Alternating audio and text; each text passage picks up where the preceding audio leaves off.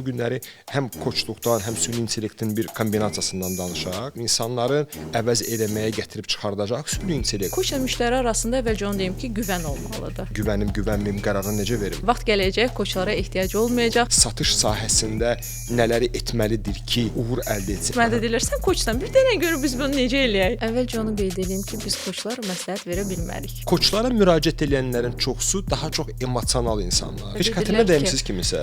Mən heç bu sualı düşünməmişdim. İcazə verin mən gedim 1-2 gün düşünüm. İnsan beyni dəyişməyi təhlükə kimi qəbul edir. Niyə? Beyin belə formalaşıb, yumşaq yastıq salır o insanın qarşısına ki, yəni daha rahat bir pozitivlə də çalışırlar. Sözsüz ki, burada psixoloqlar bizi dinləyənlər deyəcəklər ki, çevirməyin, xahiş edirəm. Əvvəlcə onu deyim ki, Anar, mən həmişə birinci seansda deyirəm ki, mənim nə sehirli çubuğum yoxdur, nə də sehirli bir həbim yoxdur. Mənə deyirlər ki, karta baxa bilirsən. Belə bir şey də olub. Daniel Golemanın kitabı var, emosional zəka ilə bağlı. Əvvəllər çox uğurluydum, çox yaxşı pullar qazanırdım. Artıq uğur qazana bilmirəm. Bu insanın özünə olan güvəni. Motivasiya başlayır, sonra çevrilir disiplin. Yəni deyirsiniz ki, koça ehtiyacım yoxdur. Yox. Hətta olub ki, mən demişəm, koç deyir, nə? Koç ailəsi. Hə, tanıyıram. Hə, tanıyıram türklər. Şirkətinizin dövriyyəsi sizi qane edirmi? Məhsulun bazara təqdim olunmasında çətinlik çəkirsinizmi? Liderlik keyfiyyətini bazarda təqdim edə bilirsinizmi? Bədən dilinin satış və idarə etmədə rolunu bilmək istəyirsinizsə, anarheydarov.com saytından müraciət edib peşəkar, yerli və xarici bazarda olan təcrübədən faydalanmağı tövsiyə edirəm. Aytən salam, necəsiz? Salam, yaxşı, çox sağ olun. Siz necəsiz? Allah, super. Necə gəldiniz? Biraz parkinqlə bağlı problemlər yaşadım, amma belə yaxşı. Yəni məncə bu dəqiqə bizim dövrümüzün ən çətin, ən böyük problemlərindən biri bu dəqiqə parkinqdir. Çox maraqlı sahəniz var. Yəni həqiqətən bu coaching biraz bunun biraz bazarda ucuzlaşdırıblar. Təəssüf ki, amma biz sizlə artıq qısa zaman deyil tanışıq və sizin yəni beynəlxalq sertifikasiyanız var, akkreditasiyanız var və bu məni biraz sevindirdi ki, biz daha akademik bir insanla danışacağıq. Çünki bizə müraciət edirlər, gəlinək, danışaq, edək, amma həmişə biraz mənə biraz lazım olur ki, peşəkar insanlarla danışmaq və işinin əhli olan insanlarla danışmaq daha həm zövq verir, həmçinin insanlar bundan hansısa bir mövzuda bundan bir bəhrələnə bilir də. Mən düşündüm ki, biz bu günləri həm koçluqdan, həm süni intellektin bir kombinasiyasından danışaq. Əslində hər zaman qonaqlarla danışanda mənə maraqlı olan mövzuları çıxardıram ortaya ki, çünki düşünürəm ki, mənə maraqlıdırsa, yəqin ki, insanlara da maraqlı ola bilər. Mənə ən vacib olan məsələlərdən bu, hansı ki, süni intellektlə həyatının çox hissəsini keçirmiş bir insan kimi mənə maraqlıdır ki, süni intellekt insanda bir yəni düşünmə tərzi insandan daha tezdir. Millisaniyədə düşünür və sənə anında cavab verir də. Amma onun bir motivasiya etməsi, duyğuları hiss etməsi kimi bir qabiliyyəti yoxdur. Sizi dinləyər, amma o hissiyatı keçirtmir də. Məncə burada bir coaching dövrəyə girir. Yəni sizin sahəniz dövrəyə girir. Sizin fikrinizə görə bu gedişatla da, yəni insanları əvəz eləməyə gətirib çıxardacaq süni intellekt, yoxsa yox? Çünki məndən soruşsaz, bir müddət sonra əvəz eləyəcək, hardasa bəlkə bir 85% gəlib çatacaq. Bu biraz sizi inşallah qorxuzmasın. Yəqin ki, yox, qətiyyən. qorxuzmur. Amma mənə maraqlıdır. Peşəkar rəyi mənim üçün maraqlıdır. Çox sağ olun. Qiymətləndirdiyiniz üçün əvvəlcə onu deyim. Suala belə cavab verim ki, çox sevindirici haldır ki, əslində texnologiya inkişaf eləyir, süni intellektdən istifadə edə bilirik, amma bu şəxsən məni qətiyyən qorxutmur. Nəyə görə? Çünki süni intellekt heç vaxt insanı əvəz edə bilməz. O insani boşluqlar deyilən bir şey var. Məsəl üçün təsəvvür edin ki, bir robot sizdən soruşur, necəsən? Və siz cavab verirsiniz ki, yaxşıyam. Amma daxilən bəlkə də bir boşluğunuz var ki, onu robot hiss etməyəcəkdir. Gözlərinizdəki kədəri robot hiss etməyəcəkdir. Bəlkə üzünüzdəki o məyusluğu, onu ancaq bir insan hiss edə bilər. Ona görə məncə süni intellekt heç vaxt insanı əvəz edə bilməz və insan kimi süni intellekt empatiya qurmaq bacarığı yoxdur onun. İnsanın dəyərlərini yüksəldə bilməz, onu motivasiya edib, onu ilhamlandıra bilməz. Özünüz düşünün ki, məsəl üçün belə deyim də, sizi motivasiya eləyir hansısa bir süni intellekt, deyir ki, sən bunu bacararsan, sən bunu et. Amma koçla müştəri arasında olan bir münasibəti deyim. Koçla müştəri arasında əvvəlcə onu deyim ki, güvən olmalıdır. Koç o güvəni zamanla yaratmalıdır. Zamanla. Bəs mən necə birinci dəfə müraciətdən güvənim, güvənməyim qərarını necə verim? Onu biz onsuz da, yəni o şəraiti yaradırıq ki, o insan güvənsin. Bir müddət sonra artıq bir robot sizə desin ki, sən bu işi bacararsan, bir də sizin güvəndiyiniz bir insan bunu sizə desin və sizin artıq burada sən bu işi işi bacararsan deyil təkcə. Sən bu xüsusiyyətlərinə görə, sən vaxtilə bu addımları atdığına görə mən sənə inanıram, sən bunu bacaracaqsan. Sizcə hansı daha yəni effektiv olar? Baxın, mənim fikrim, cavabım ola bilər biraz sizin fikrinizlə uyğun gəlməsin. Mən məsəl üçün bir koç əgər mənə empati, hissiyat, duyğuları ortaya gətirib deyərsə, amma mən məsəl üçün ChatGPT ilə söhbət edəndə, ona suallar verəndə baxıram ki, o mənə çox rasional cavablar verir. Məsəl üçün mən deyirəm ki, bax məndə həyatda falan şeylər oldu. Mən falan şeyləri istəyirəm. Amma bu tutaq ki, mən burada dirənirəm. Burada səncə mən nə etməliyəm? O hissləri qoyur kənara, mənə rasional yanaşma verir. Bu da əslində bir belə deyək də koçluq kimi gedə bilər mənim üçün. Amma okey də olmasın onun üçün də hisslər. Nə dəyişəcək ki? Yəni bəlkə bir müddət biz də robotlaşacağıq. Pisdir, yəni yoxsa yaxşı deyil. Yəni bilmirəm, bəlkə kimsə robotlaşmaq istəyir, ancaq mən bir insan olaraq hisslərimi itirmək istəmərəm və istəmərəm ki, hisslərini itirən insanlarla ünsiyyətdə olum. Məncə bu Allah tərəfindən bizə verilmiş çox gözəl bir şeydir. Ona görə də bunun qədrini bilməliyik və süni intellekt heç vaxt o hisslərimizi əvəz eləyə bilməz. Heç məsələn iş fəaliyyətinizdə süni intellektdən nə dərəcə istifadə edirsiniz? Əlbəttə ki, mən süni intellektdə heç vaxt özümə bir təhlükə kimi, düşmən kimi görməmişəm. Halbuki bunu mənə deyiblər ki, vaxt gələcək, koçlara ehtiyac olmayacaqdır. Artıq internetdən istədiyimiz məlumatları əldə edə bilirik. Ancaq mən düşünürəm ki, süni intellekt bizi əvəz edə bilməz. Nəyə görə? Mən həmişə deyirəm, süni intellekt düşünün ki, beyindir. Amma bir koç isə həm beyində, həm ürəkdə. Qəşəng yanaşmadır. Həm beyində, həm ürəkdir. Bəli, çünki orada süni intellekt məntiqlə cavab verir, rasional cavablar verir, sözsüz ki, analiz eləyə bilir. Amma koç hər ikisini edir. Bura hisslərlə yanaşır, empatiya qurur, eyni zamanda məntiqini də çalışdırır.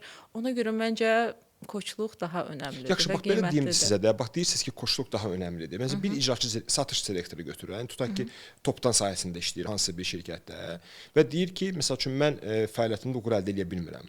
Və siz satışla əlaqəli bir insan deyilsiniz. Siz sadəcə olaraq beynəlxalq dərəcəli koçsunuz və ona siz necə məsləhət görə bilərsiniz ki, nəyə görə qalxa bilmir o satışda?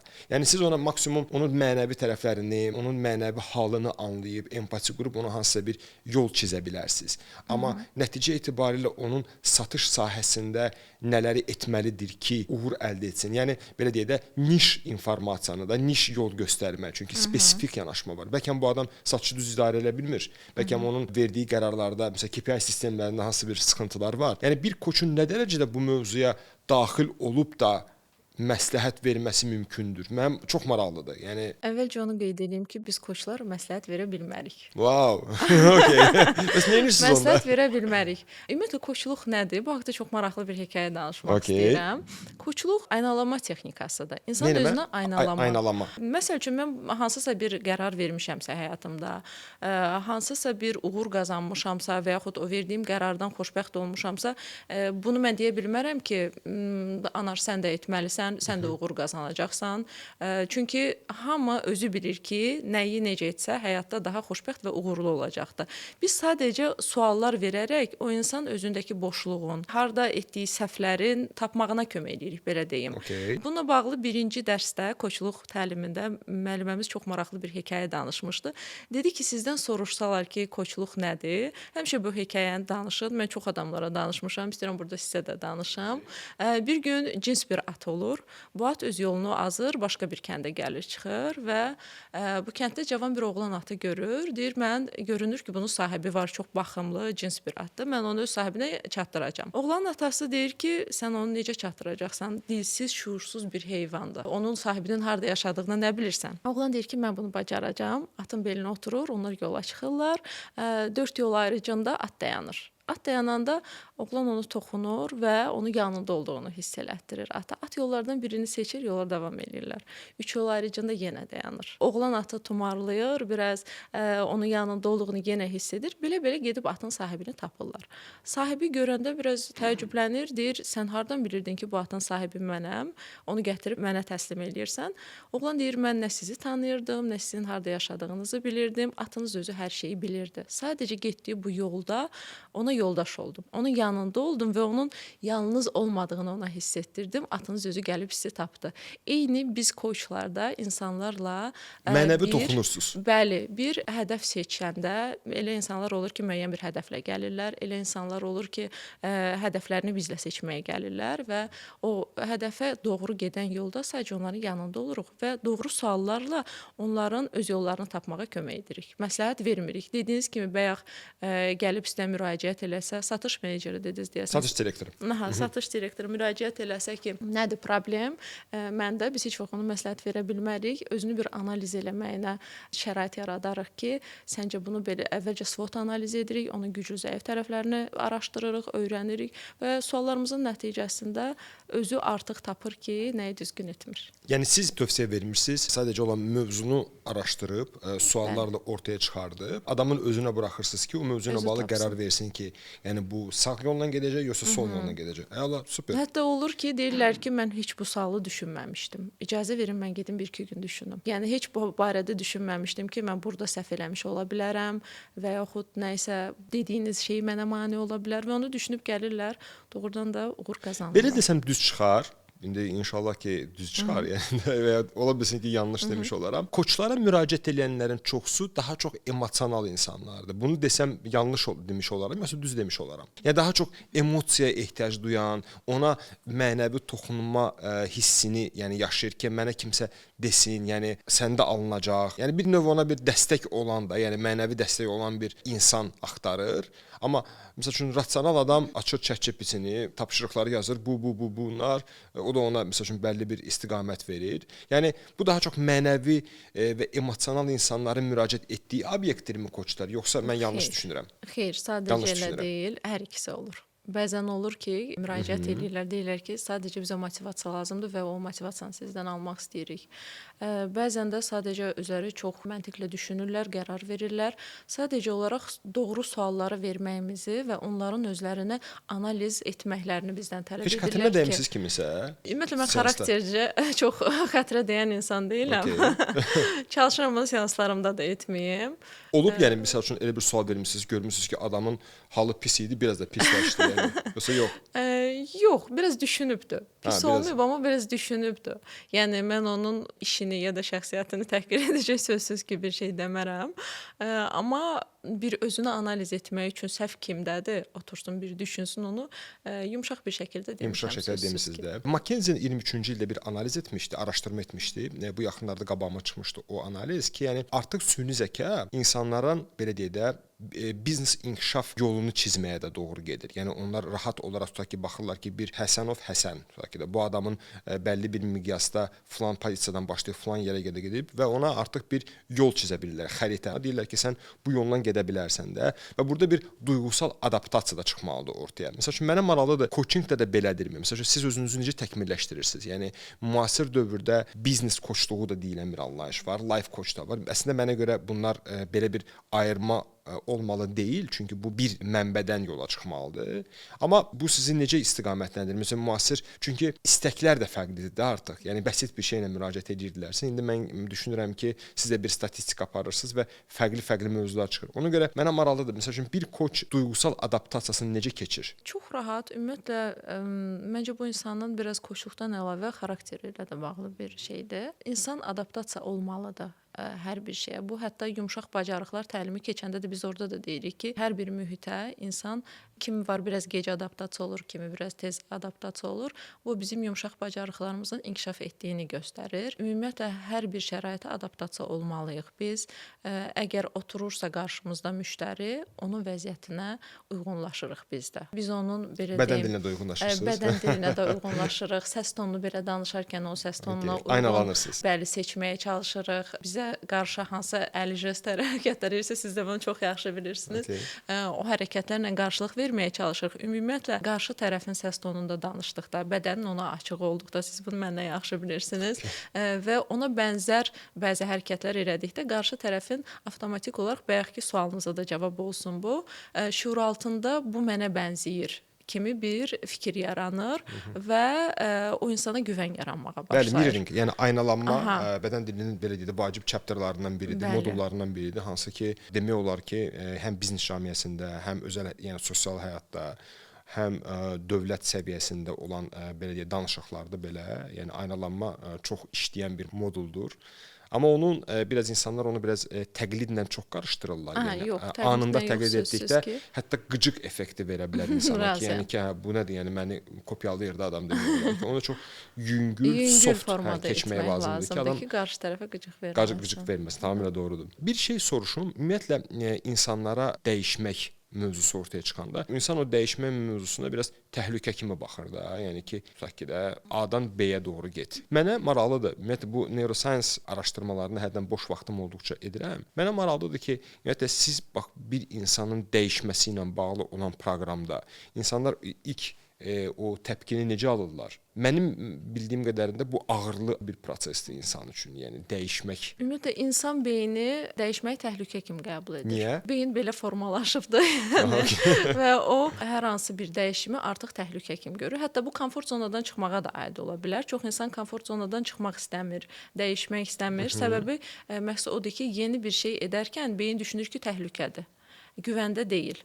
Mən həmişə müştərilərimə də deyirəm ki, o komfort zonu bir çəmbərdir. Bunu belə düşünün ki, bir çəmbərdir və o çəmbərin içində bizim mütəmadi olaraq gördüyümüz işlər var. Mütəmadi olaraq məsəl üçün biz artıq evdən çıxırıq, maşın sürürük, idmana gedirik, işə gedirik, həyatımızı yaşayırıq və beyin bu görür ki, biz bunları daimi eləyirik, artıq heç bir təhlükə yoxdur və o çəmbərin içinə daxil edir bunu. Ancaq yeni bir şey etmək istədikdə həyatımıza beyin heç vaxt onu eksperiment eləməyib, belə deyim. Onun üçün artıq bir təhlükə ola bilər deyir.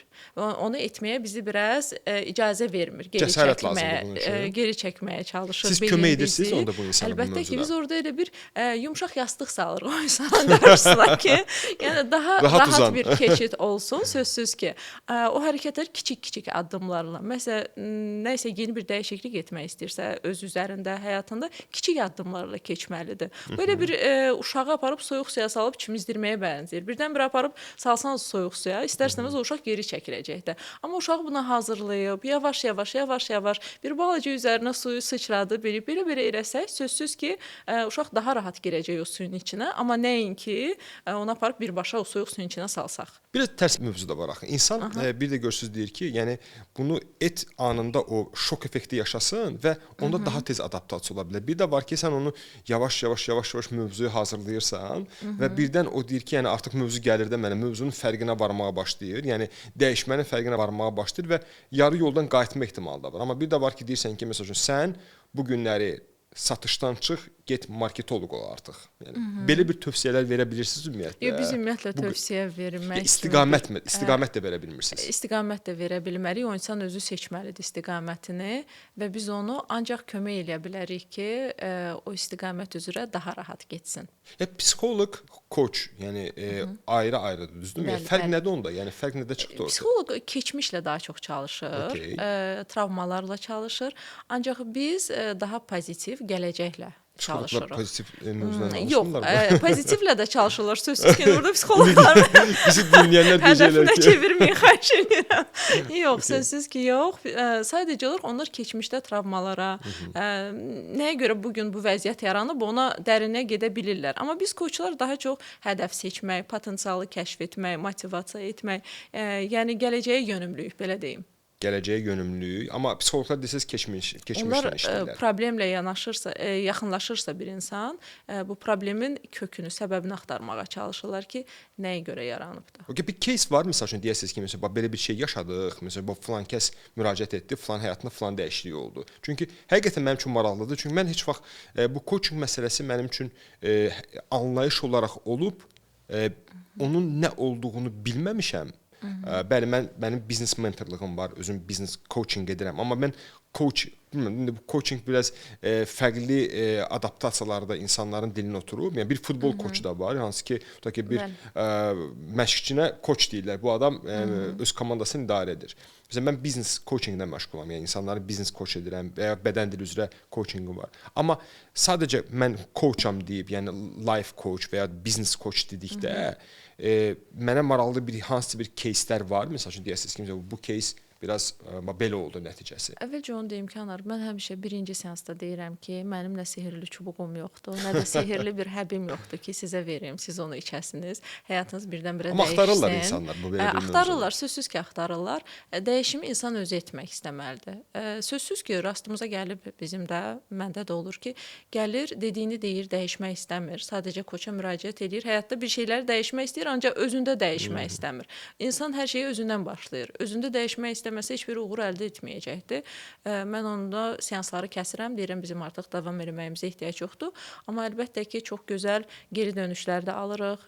İnsanların həyatına gözəl toxunuşlar da edirik. Ən çox da məsəl üçün motivasiya ilə, özgüvənlə bağlı mənə çox müraciət edirlər ki, sizin sayənizdə ətrafdakı hamı çox mənim dəyişimimə çox heyran qalır ki, sən birdən-birə necə bu qədər özgüvənli, özünü bu egoistik deməyim, özünə inamın artıb, özünə sevgin artıb, özünə dəyər verməyə başlamısan. Yəni bu kimi sözsüz ki, geri dönüşlər alırıq. İş koçluğunda da həmçinin, yəni uğura belə deyim, çatdırdığımız, məqsədinə çatdırdığımız insanlar olubdur. Hər cür insanlar olub. Bu yenə də deyirəm, qarşı tərəfdən asılıdır. Sadəcə bizdən asılı deyil. Mən tək başına heç nə edə bilmərəm. Neçə faiz nisbəti ilə necə bölürük onu? 50-50? Yox, hətta belə deyim ki, 70-30. 70% razı qalanlardır. 70. Yox, mən demirəm. Uğura çatdırdığımız insanlardır, amma 30% dəyişmək istəməyən, biraz inadçı insanlardır. Yox, mən deyirəm ki, tutaq ki, uğur əmələ gəldi də, yəni bingo alındı, tutdu mövzu. Bunun belə deyək də faiz nisbəti kimdir? Kim burada səbəbkar oldu? 50% adamın özüdür, 50% sizsiz, yoxsa 70% odur, 30% sizsiz? 70% odur bəlkə də. 70% odur, hə? Okey, anladım. Yəni çox maraqlı. Əslində bilmirəm. Yəni mən həmişə bu mövzunu adətən Avropada bu mövzunu demək olar ki, dinləmişəm, görmüşəm.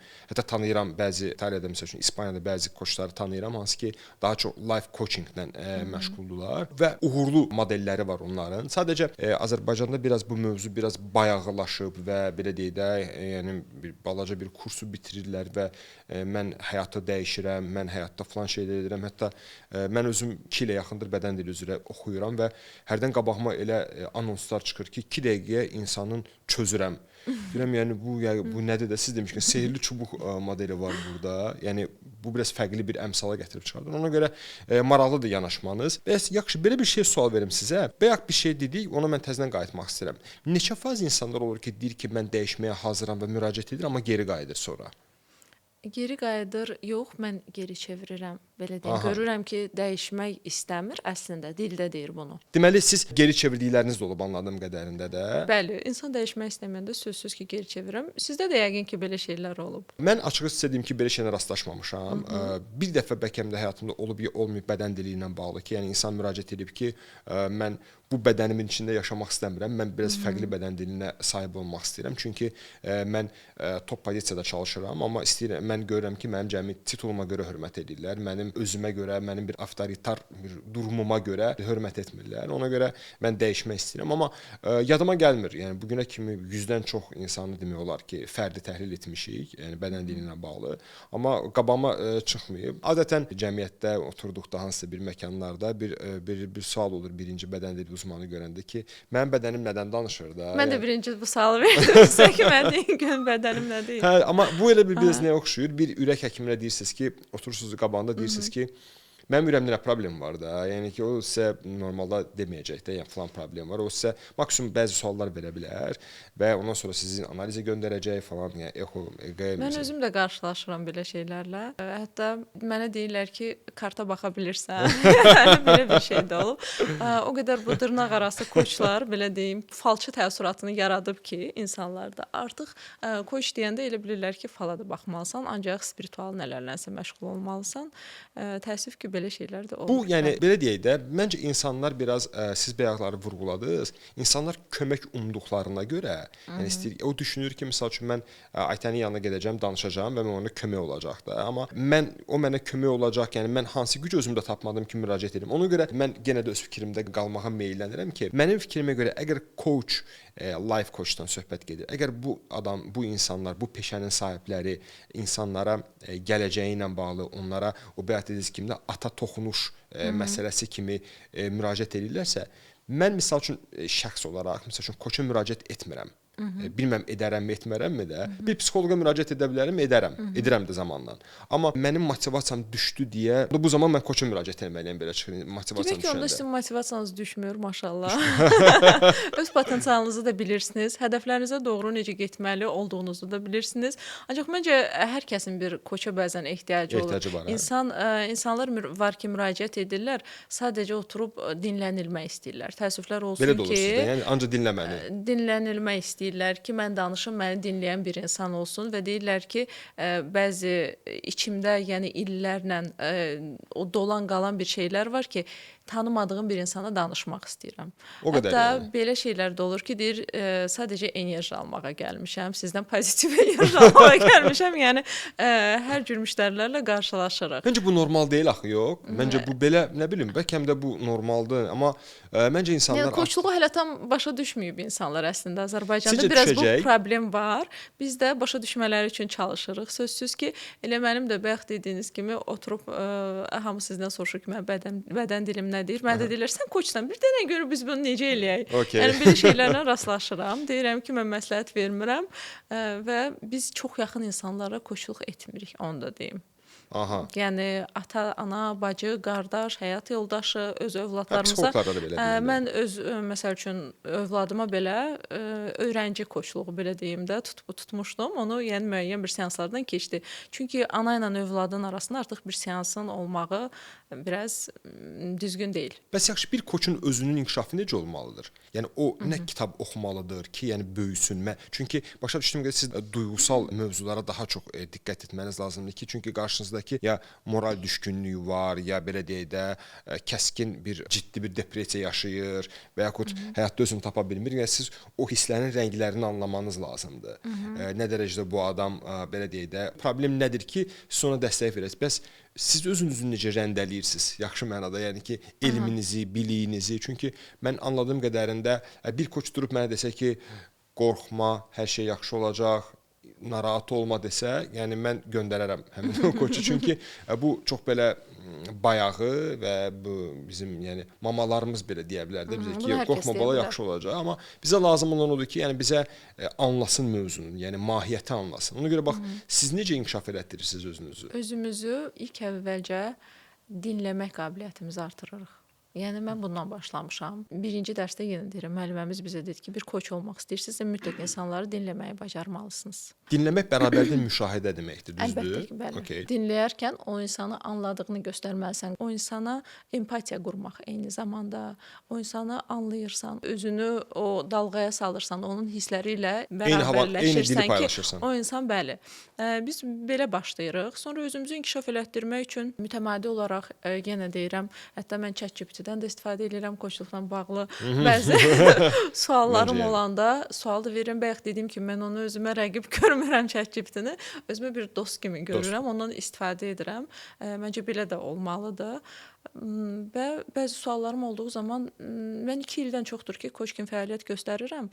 Amma Avropada, Azərbaycanda sizin üçün bildiyim qədərində beynəlxalqdır, bəli. Dünyanın 160 ölkəsində keçərlidir sertifikatlarımız, amma sadəcə Azərbaycanda fəaliyyət göstərirəm. Mütəmadi olaraq özümü inkişaf elətdirməyə çalışıram. İstəyir kitablar olsun. Məsəl üçün Daniel Golemanın kitabı var, emosional zəka ilə bağlı, çox maraqlı intellekt. Onu oxumaqlarını məsləhət görərəm. Ondan sonra Sigmund Freud'un kitablarına müraciət edə bilərlər. Freud biraz insanları daha çox psixoanalitik. Mən bir dəfə psixiatr, ona psixoloq demişdim. bizim bir məşhur psixoloqumuz mənim səhvimi düzəltmişdi və düz etmişdi. Yəni o biraz insanları fərqli yola aparmazmı? Məsələn, Sigmund Freud. Çünki mən Yox, Freud sadəcə oxuyuram. oxuyub sadəcə o dediklərini tətbiq eləsinlər demirəm. Məlumatı olsun. Məlumat, İnsan ümumi, yəni dünya hər şey görüşü. haqqında məlumatı olmalıdır. Əgər bir koçsansa, hətta psixologiya ilə də maraqlanmalısan. Özünüz O koç haqqında xidməti da, alırsınız? Bəli, bəzən bizim də ehtiyacımız olur. Öz eləməliyəm Sənəm xanıma müraciət edirəm. Tanış adam axı necə əgər sizi o tanıyırsa, necə sizə koçluq edə bilər? Çünki siz bayaq dediniz ki, çox yaxın insanlar etmə, olmaz. ailə üzvləri olmaz, çox yaxın dostlar olmaz, amma yəni biz də arada müraciət edirik. Arada müraciət edirsiniz. Çünki mən bildiyim qədərində psixoloqların özü də yaxın adamlarına tövsiyələrdə bulunmurlar və özdə məsələn mən tanıdığım bir neçə psixoloqun özləri ya Avropada, ya Asiyada hansısa bir ölkələrindən demək olar ki, psixologiya ilə bağlı seanslar alırlar. Çünki başa düşürəm ki, bir tükənmə sindromu yaşaya bilirlər də. Çünki onlar elə özlərini doldururlar bəzi neqativ mövzularla da sözsüz. Yəni onların bir boşalma havalarına girməsi lazım. O sualı çox verirlər mənə. Deyirlər, yəni çətin peşə deyilmi? Doğrudan da hamı gəlir neqativini danışır, sənin neqativinə enerji ilə yüklür belə elə. Yox, bizim sadəcə seansdan ibarətdir o. Nə olursa, o duyğular, hisslər seansdan ibarətdir. Mən onu özümlə şəxsi həyatıma aparmıram. Okay. İşdə saxlayıram. Məsəl üçün gedim bütün günü mən müştərimi düşünüm ki, görəsən bu işi necə oldu, onu fikir eləyim. Bu artıq professionallıq olmaz sözsüz ki. Orada qalır mövzu. Orada qalır. Mövzu orada qalır. Sözsüz ki, biz artıq əgər o insanla çalışırıqsa, bir aylıq məsəl üçün bir paket götürübsə müştəri onunla çalışırıqsa, mən onu mütəmadi olaraq nəzarətdə saxlayıram, danışırıq biz onunla. Amma onun problemini öz həyatıma sözsüz ki, neqativini, problemini məncə öz professional həyatıma. olmaz siz demişkən. Bəli. Yaxşı, beynəlxalq koçinqdən Azərbaycandakı fərqi var. Məsələn, Azərbaycanda koçinq fəaliyyəti var, bir də tutaq ki, bir İngiltərədə koçinq fəaliyyəti var.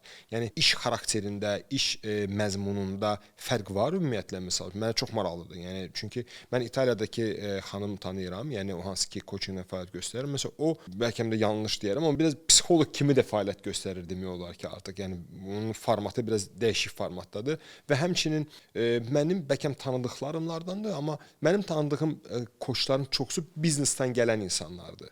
Yəni onlar həm biznes bazında, həmçinin şəxsi həyat bazında koçinq verirlər. Məsələn, mən Azərbaycanda biraz bunun ampulasını fərqli görürəm. Yəni insanların çoxusu life coachingə, yəni həyat koçinqinə daha çox önəm verirlər. Ona görə maraqlıdır. Yəni xariclə bizdə nə qədər fərq hiss olunur? Varmı ümumiyyətlə bu fərq? Ümumiyyətlə əgər ICF, Beynəlxalq Koçluq Federasiyasından söhbət gedirsə, onun etik qanunları eynidir. Bu koç dünyanın hansı o 160 ölkədən hansı birində fəaliyyət göstərirsə göstərsin, fərqli bir fəaliyyət göstərə bilməz. Onun bəzi qaydaları, qanunları var ki, biz onlara razılıq veririk. Necə həkimlər Hipokrata and içirlər. Siz də and içirsiniz. Biz də elə and içirik, bəli. Okay. Və o qanunlardan kənara çıxa bilmərik. Bu istəyir dünyanın nə bilim o başında olsun, istəyir Azərbaycanda olsun, fərqi yoxdur.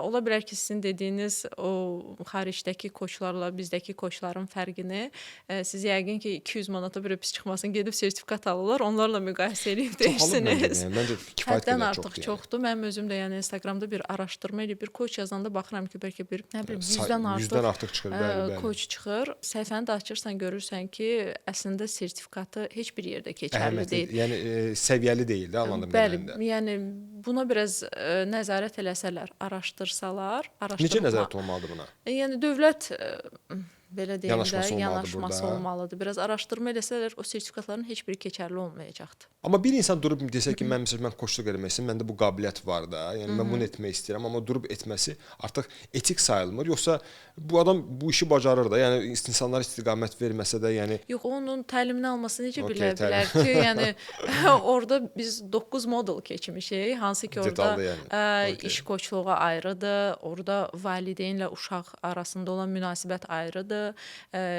münasibət koçluğu ayrıdır. Yəni bunlar hamısı ayrı-ayrı modullardır. Spesifik bir dənə sual verəcəm, mənim üçün çox maraqlıdır. Müraciət edənlərin, zaten bizə adamların özləri lazım deyirlər. Müraciətin çoxusu hansı mövzudadır? Hansı kontekstdədir? Çoxusu münasibət, bir də iş. Münasibət yəni ki, biraz aşağı bilərsiniz, mənə maraqlı gəldi. Kişi-qadın münasibəti və işdə, iş koçluğu. İşləyirlər ki, mən qoşulu. karyerada qalxa bilmirəm. Məsəl üçün mən əvvəllər çox uğurluydum, çox yaxşı pullar qazanırdım. Artıq uğur qazana bilmirəm, problem nədir tapa bilmirəm. Mənə yəni kömək etməyinizi istəyirəm bu barədə. Belə problemlərlə qarşılaşırıq. Ən çox işlə münasibət, qadın-kişi münasibəti. Qadın-kişi. Bəs motivasiya ilə bağlı belə Motivasiya da olur, amma yəni top ikisi top şeydir, ikisidir, hə? bəli. İş bir də ki qadın-kişi münasibəti. bəli. Çox maraqlıdır. Yəni ki, psixoloqlara da sual verəndə demək olar ki, aşağı-yuxarı eyni mövzu olur. Hə, ya iş, yəni karyerada qalxa bilmirəm və yaxud nə bilim qadın-kişi münasibətlərində, yəni bilim bir dəfə şeyin psixoloqla danışdım, like məsələsi var idi. Yəni o zəmindən demək olar ki, insanlar çölə çıxa bilmir. Bilmirəm, bu ölkədəki belə deyək də sosial problemin nədən ibarət olduğu mənə qəribə gəlirdi, amma bir şəxsi təftiş olmalı deyilmi işlə bağlı? Məsələn, mən bu günlər bir satış meneceriyəmsə və satış direktoru olmalıyam, ola bilmirəmsənin cavabını özümdə tapmalı deyiləmmi? Yoxsa mütləq müraciət eləməliyəm ki, tapa bilmirlər də bəzən. O sualı özlərinə verirlər, tapa bilmirlər. Ancaq biz bütün onların iş həyatını oturub, yəni başdan analiz etməyə başlayırıq. Məsəl üçün vaxtilə deyirsən uğurluyam. Uğuru qazandığın zaman nələr edirdin? Artıq onların hamısını biz çıxardırıq. O insanın özü baxsın, indiki ilə müqayisə edirik. O vaxt etdiyin hansı hərəkətləri indi etmirsən, o vaxt verdiyin hansı qərarları indi vermirsən. Fərqi özü görür və orada müəyyən bir neçə seansdan sonra artıq başa düşür ki, hə, mən demək indi bunu səhv edirəm. Və çox təəssüflər olsun ki, iş adamları rəhbər vəzifəsində çalışan insanlar müraciət edir, özlərini dəyişmək istəmirlər. Hamı işçini dəyişmək istəyir. Vav, nə qəşəng. Niyə? Hamı gəlir ki, işçi qaçır, çıxır, gedir. Hə, mən onu belə yetişdirdim, belə çalışdım, amma məndən çıxdı, getdi. Mən nə bilim, ona belə maaş verdim, yenə də çıxdı, getdi. İşçidən şikayət edirlər ki, mən işçini işə necə bağlayım? Bəzən özləri baxırsan ki, hər şey düzgün edir öz qərarları ilə bağlı işdə. Amma işçi ilə münasibətləri oturmur onların. Demə müraciətlərində məsəl üçün bir şirkət korporativ müraciət edirsə, ancaq demək olar ki, 90% işçi yönümlü müraciət edir. Əgər rəhbərdirsə, işçidən şikayət edir, işçidirsə rəhbərdən şikayət edir. Yəni çox maraqlıdır. Yəni ona görə mən bayaq ki biz müzakirədə çox maraqlı müzakirə oldu ki, yəni dəyişmək çətin bir prosesdir. Yəni insan dəyişməyə meylliliyi olsa da, yəni insan deyir ki, mən hazıram dəyişməyə, amma deyirsən ki, okey, gəl başlayaq dəyişməyə, artıq orada belə deyə ayağını biraz sudan çəkir ki, yox, mən bəlkə bunu etməyim. Ümumiyyətlə qərar vermə özü-özlüyündə çox məsuliyyətli bir mövzudur. Ümumiyyətlə hər bir insan mənə gəlir ki, qərar verə bilmir. Yəni hər bir insan, çox insan gözləyir ki, kimsə onu bir Azərbaycanca bir söz var, dümsükləsin mövzuya. Qərar verə bilir, hətta addım ata bilmir. Düşünür, danışır, qərar verir, plan qurur, sonra tətbiq etməyə keçəndə artıq dayanırlar. Bax, çox insanlarda Çox bu problem hə. var ki, orada dayanırlar. Yenə də mən onu deyəcəm ki, bu beyinlə əlaqədardır. Yeni bir addım atmağa hər zaman risk etməyə çətinlik çəkirlər. Beyin artıq biraz təhlükə kimi yanaşır. Amma yavaş-yavaş sözsüz ki, insan risk edən insanlar həmişə uğur qazanan insanlar olur. Mən elə düşünürəm, çünki məsəl üçün mən həyatımın 17 ilini satış idarə etməklə məşğul olmuşam. Yəni və çox Azərbaycanda, yəni Gürcüstanda, Qazaxstanda, Özbəkistanda fəaliyyət göstərmişəm və 2 il öncədən, yəni bir gecənin bir yarısında qərar verəndə ki, mən Moskvada kinetik intellekti öyrənim, mənim üçün çox belə təzadlı bir sahədir də. Yəni bədən dili, kinetik intellekt, yəni bu nəyə əlaqəsi var bununla bağlı da? Şirkətinizin dövriyyəsi sizi qane edirmi? Məhsulun bazara təqdim olunmasında çətinlik çəkirsinizmi? Liderlik keyfiyyətini bazarda təqdim edə bilirsinizmi? Bədən dilinin satış və idarə etmədə rolunu bilmək istəyirsinizsə, anarheydarov.com saytından müraciət edib peşəkar, yerli və xarici bazarda olan təcrübədən faydalanmağı tövsiyə edirəm. Və ətrafımdakılar da bu mövzu ilə bağlı mənə dedilər ki, Anar, sən icraçı direktor, nə bilim satış direktoru, fashion, nə bilim Apple belə gəldi, fashion elə getdi. Yəni qərar vermə və qərardan sonra siz çox düzgün vurğulayırsınız. Addım atma məsələsi vardı. Mən ilk dəfə bileti alıb gedib Moskvada bir neçə ay qalıb və orada bu sahəni dərindən öyrənəndə bu mənim üçün bir addım idi. Amma addımda bunu bir hobbi kimi atmışdım ki, yəni bu bir hobbidir, mənə bir maraqlı bir mövzunu öyrənəcəm. Amma uğur gətirdi də. Uğur gətirdi, bəli. Yəni ki, artıq başa düşürsən ki, sonradan Amerika, sonra digər mövzular və başa düşürəm ki, Mövlana Cəlaləddin Ruminin çox gözəl bir ifadəsi var, deyir ki, yol ona başlayanda görünməyə başlayır. Yəni yol sən başlamamış görünmür sənə heç vaxt. Düzdür. Yəni sən o yola çıxmalısan ki, o yol sənə başlasın görünməyə. Mən çox insanlarda görürəm ki, insanın ciddi bir potensialı var, ciddi bir bilgisi var, amma insana sadəcə o belə o ingiliscə subtle deyirlər də, bir yüngül itələmək lazımdır. Hətta çox, yüngül bir damcı itələmək lazımdır ki, dostum, get, bunu et demək olar ki də. Amma sizcə bax mənə özümə şəxsən maraqlı bir sual var ki də, insan özünü, yəni koça müraciət etmədən, yəni özünü necə motivasiya etməlidir? Çox gözəl sualdır. Təşəkkür. Təşəkkür edirəm, mən təşəkkür edirəm. İnsan özünü ümumiyyətlə qarşısına kiçik hədəflər qoyaraq başlaya bilər, özünü motivasiya etmək üçün. Bax, burada bir dənə mötərizəni açım da. Bax, kiçik hədəflər deyirsiniz. İnsan kiçik hədəflər qoyandan sonra elə kiçik hədəflərə də öyrəşməyəcəkmi? Yox, xeyr. Motivasiyanın pillələri var orada. Motivasiya nədən başlayır? Birinci fizioloji ehtiyaclarımızdan başlayır. Sonra gəlir artıq bizim özümüzü güvəndə olmağımıza olan ehtiyac. O zaman bizim motivasiyamız biraz da artır. Məsəl üçün fizioloji ehtiyaclarımıza görə biz işə düzəlirik, gedirik. Hər hansısa bir işə düzəlirik. Motivasiya da artıq bizə çalışmaq üçün. Çalışdıqdan sonra görsək ki, o şirkətdə rəhbərlik bizim məsəl üçün sığortalayıbdır, bizim güvənliyimizi düşünür. Özümüzü güvəndə hiss etdiyimiz zaman bu adi həyatda belədir. Kimsə desə ki, mən sənin arxandayam, mən sənə dəstəyəm, sən güvəndəsən, narahat olma, motivasiyamız biraz da artır. Və ondan sonra motivasiyanın növbəti pilləsi gəlir. Burada insan başlayır özünü ifadə etməyə olan ehtiyac. Artıq özünü ifadə etmək istəyir ki, mən müəyyən bir pillələri gəlmişəm, özümü ifadə etməliyəm. Müəyyən bir uğur qazanmışam, özümü ifadə etməliyəm. Özünü ifadə etdikdən sonra da motivasiya, yəni günü-gündən yüksələn bir şeydir. İndi biz özümüzlə də başlasaq, uğur qazansaq, o kiçik addımlar qoyaraq, o addıma doğru gedərkən uğur qazansaq və hər uğurumuzda özümüzü belə deyim, mükafatlandırsaq, bu maddi də ola bilər, mənəvi də ola bilər.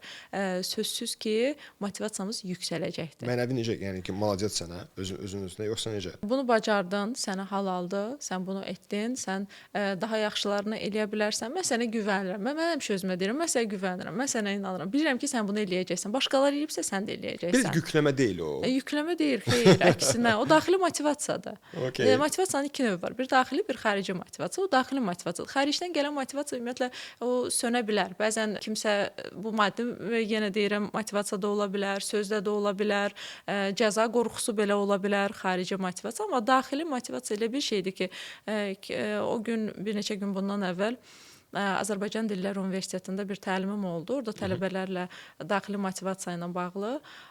Orada elə uşaqlara dedim ki, Thomas Edisonla danışırdım.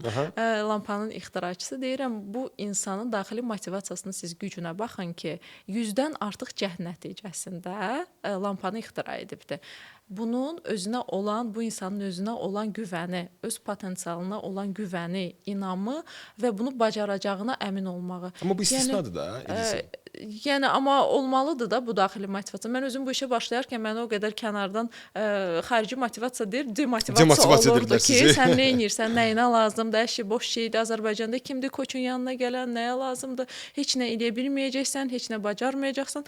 Mən deyirdim ki, onu mənim daxili motivasiyam biraz da artırdı. Deyirdim, yox, mən bacarım, siz də görün. Və elə özüm kiçik uğurlar qazandıqca özümü mükafatlandırırdım, özümə maddi, mənəvi olaraq mükafatlandırırdım, motivasiyam biraz da qalxırdı və belə gözüm yüksəklərdə. Onda belə çıxır ki, motivasiya başlayır, sonra çevrilir disiplin. Bəli. Motivasiya aradan çıxır, həyat başlayır disiplinləşməyə. Düz anlayıram. Və disiplin müddətində artıq sənə motivasiya lazım olmur. Artıq sən bu həyat tərzinə çevrilir də. Amma məncə orada da lazım ola bilir. Lazım olur, hər an, həyatımızın hər anında lazım olur motivasiya bizə. Amma insanın daxili motivasiyasının hansı daha çox lazımdır, daxili ya xarici deyə soruşsanız, ikisi də lazımdır, amma daxili motivasiyanın güclü olmağı insanı həmişə uğur aparır. Çox maraqlı bir mövzu yaşamışdım, İtaliyadaydım. 2011-ci ildə səhv etməmsə, fashion sahəsində çalışırdıq. Bir lüks mağazaların birində bizə master klass keçirdilər ki, satışı necə etmək lazımdır.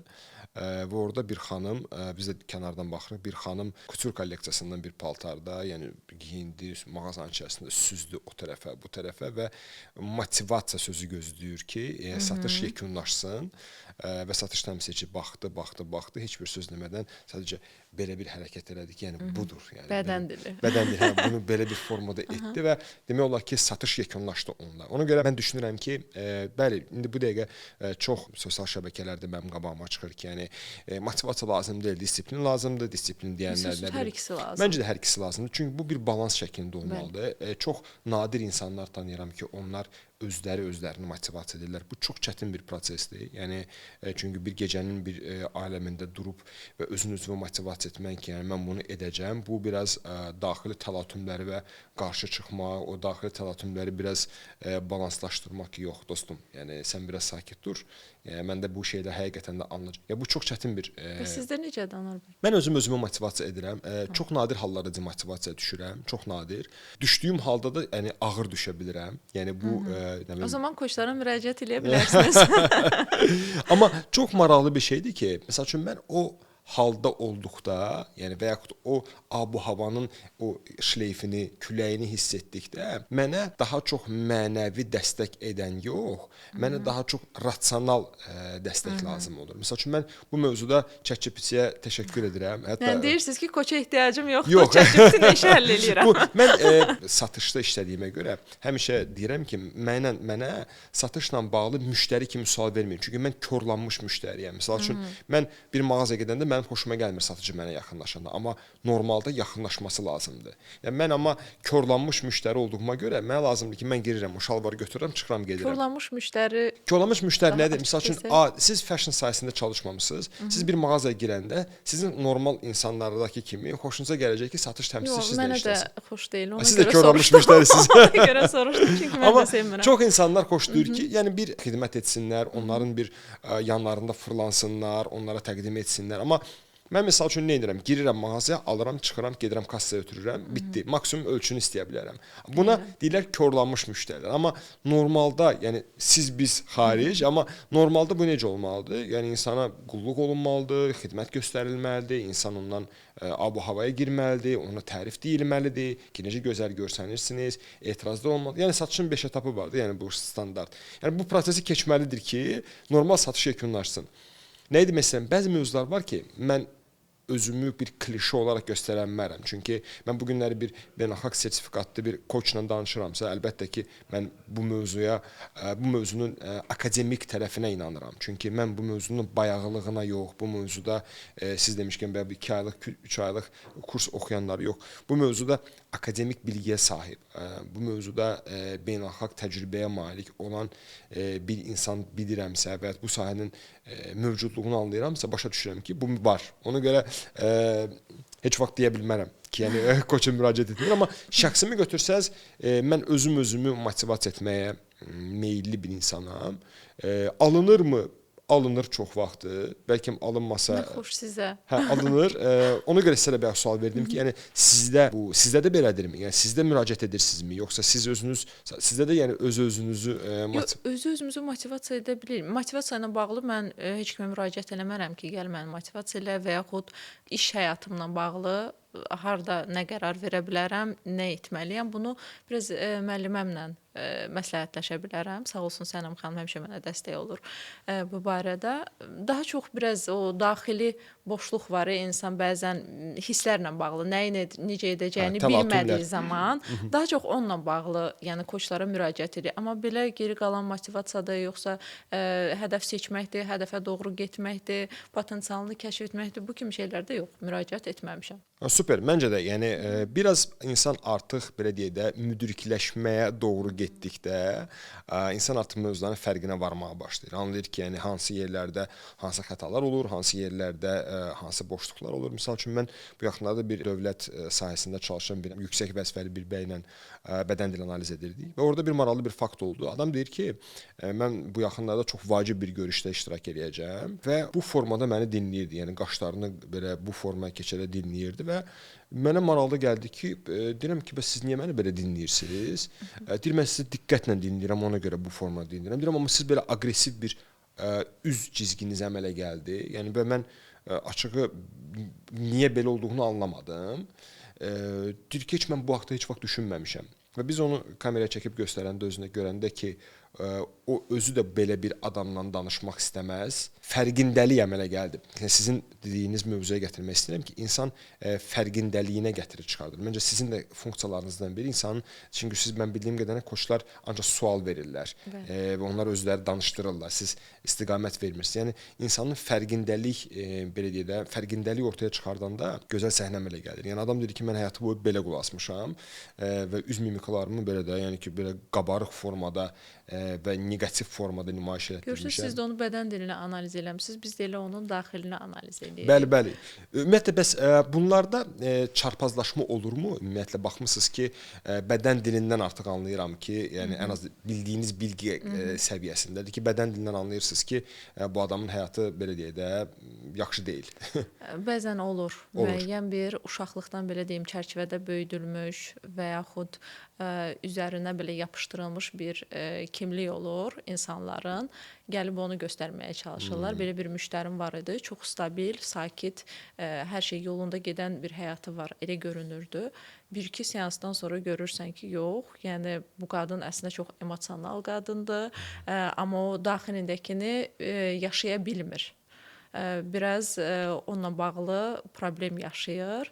Səbəbini də belə gətirdi ki, o belə dilə gətirdi ki, məndə uşaq vaxtı ailəmdə çox məni sıxıblar və həmişə hər şey qaydasında olmalıdır. Hər şeyi mən özüm idarə etməliyəm. Ona görə də deyir, indi biraz o emosionallığımı yaşaya bilmirəm. O kimi problemi var idi. Elə olanda biz yavaş-yavaş o pərdəni aralayırıq, onun o daxilindəki özünə bir nəzər yetiririk. O bədən dilindən də görsənir ki, əslində düzdür, siz professionalsınız bu işin. Bədən dilindən də görsənir ki, bu insan özü deyil. Danışarkən belə mən həmişə deyirəm, bir-iki seans mənə kifayət eləyir. O insan özü haqqında danışdığı, özünə danışdığı yalanları, mənə yox, özünə danışdığı yalanları, yəni anlamağım üçün maksimum 2 seans kifayət eləyir mənə. Və sonra deyirəm ki, siz əslində bunu dildə deyirsiniz, amma daxilinizdə siz elə düşünmürsünüz. Düşünür, deyir, düz deyirsiniz. Mən özümü alladıram. Bəlkə də illərdir alladıram. Və yavaş-yavaş belə olanda pərdəni açırıq, o daxilindəki insanı çıxartmağa çalışırıq. Sözsüz ki, bunu da birdən-birə etmirik, yavaş-yavaş edirik. Məsəl üçün sual verə bilərik ki, o daxilindəki xanım bunu belə olsa necə edərdi? İndi gəl bir oyun səhnələşdirək. Sən o xanım ol, o daxilində yaşamaq istədiyin bir xanım ol və hansı hissləri keçirtdiyini denən. Belə bir səhnələmə oyun kimi qururuq. Yavaş-yavaş o insanın, daxilindəki insanı üzə çıxardırıq və o, necə deyim, yapışdırılmış ona kimliklə arasında bir bağ yaradırıq və artıq tam o kimliyi də buraxa bilmir. Çünki onunla yaşayıb ömür boyu. İkisi arasında çox gözəl bir bağ olur, ikisini də bir yerdə yaşadır. Okay. Məncə bu efirə gedəndə mənə maraqlı olacaq. İnsanlar şərhlərdə yaza bilərlər ki, koça müraciət etmisinizmi, edirsinizsə, nə qədər tez-tez müraciət edirsiniz, ümumiyyətlə hansı mövzularda müraciət edirsiniz, mənə çox maraqlıdır. Düzdür, bəlkə də mövzuları yazmayacaqlar insanlarda, amma ən azı müraciət edirsiniz, etmirsiniz yazsaz, biz özümüz üçün bir statistika apararıq. Yəqin ki, 90% etmirəm deyəcəkdir. Etmirəm deyəcək deyirsiniz, hə? Çünki Azərbaycanda yeni-yeni bu peşə tanınmağa başlayır. Yeni dediniz neçə il? 5 il, 4 il, 6 il? Əslində çoxdandır var, amma son 3-4 ildə məncə daha çox aktivləşibdir. Çünki koç deyəndə hətta olub ki, mən demişəm, koç deyir, nə? Koç ailəsi? Hə, tanıyıram türklər. Yəni onu deyən belə olubdu. Bəzi deyir, koç bürcü, nə? Koç nədir? Yəni hər cür cavabla qarşılaşmışıq. Onu bir-bir başa salırıq, izah edirik. Çətin mövzudur. Yəni həqiqətən yəni insan hərdən elə bir sahənə məşğul olanda, məşğul olduğun sahə ilə bağlı belə bayağı suallar gələndə çox belə qəribə. Çox insan deyir, doktor, psixoloq deyirəm, mən doktor deyiləm, mən psixoloq deyirəm. Deyirlər, bəs bu koç nə deməkdir? İzah eləmək biraz vaxtımızı alır. Koçluqla bağlı bir hekayəni danışmaq istəyirəm indi sizə. Mən həmişə deyəndə ki, Azərbaycanda koçluğu tanımırlar, bilən yoxdur, çox az tanınır. Onlar bu hekayəni danışır. Mənim özümə də danışıblar bu hekayəni. Çox bəyəndiyim üçün mən də artıq hər kəsə danışıram. Demək, 2 iş adamı Afrikaya gedib ayaqqabı fabriki açmaq istəyiblər. İş adamlarından biri deyib ki, burada heç kim ayaqqabı giymir. Burada fabrika açmağın heç bir mənası yoxdur və geri qayıdıb. Ancaq digər iş adamı deyib ki, burada heç kim ayaqqabı giymir. Mən birinci bunlara ayaqqabı giyməyi öyrədəcəm və o fabrika açıb ən böyük fabriklərdən birinin sahibi olacam və böyük pullar qazanacam.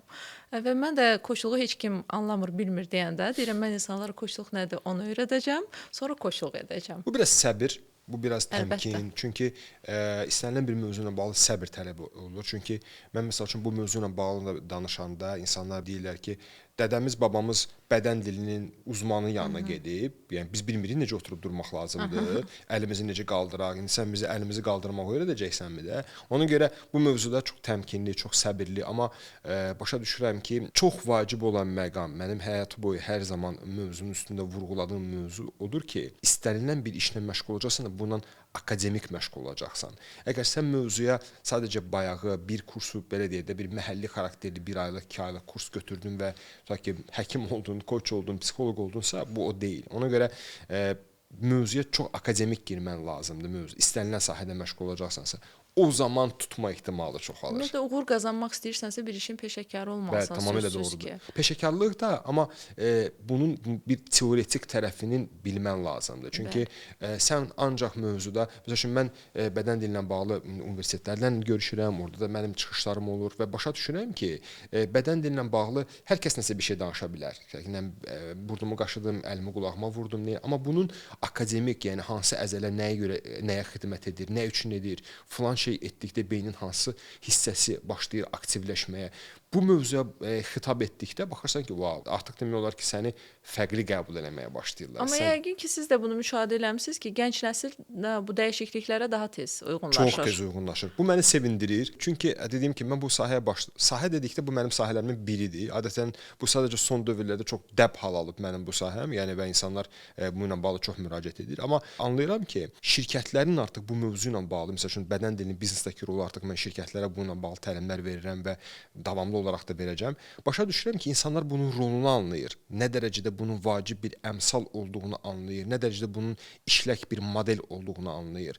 Və mən əminəm ki, sizin də sahənizdə insanlar bunun effektivliyini gördükdən sonra, çünki bir şeyin effektivliyini görməsən, bu sadəcə teori olaraq insanın qulağına xoş gələn bir məlumat olacaq ki, siz çox gözəlsiniz, siz yaxşı olacaq, həyat belə və siz necə, amma bu nəticə verməsə, bu artıq bir dediyim kimi də bir teori olur, isbata ehtiyacı olan və hər zaman sizi isbat eləməli olan bir mövzuya çevrilir. Amma sən artıq bu mövzuda nəticə göstərəndən sonra, yəni bunu bir ortaya sərgiləyəndə ki, bax mən şirkətin bu soft skills, yəni yumşaq bacarıqlarını bu səviyyədən bu səviyyəyə gətirdim və dəyişikliklər hiss elətdirdim də. Bu artıq rəng, portret dəyişməyə doğru gedir də və artıq demək olar ki, orada başqa bir orqanizm formalaşmağa başlayır. Ona görə məncə siz çox belə istiqamətiniz çox belə doğru istiqamətdə və çox peşəkar fəaliyyətiniz var. Mən sizi belə aktiv izləyirəm və fəaliyyətinizi bəyənirəm və ümid edirəm ki, çox güclü belə deyək də sıçrayışlı artıq universitetlərdə də artıq siz master klasslar verirsiniz.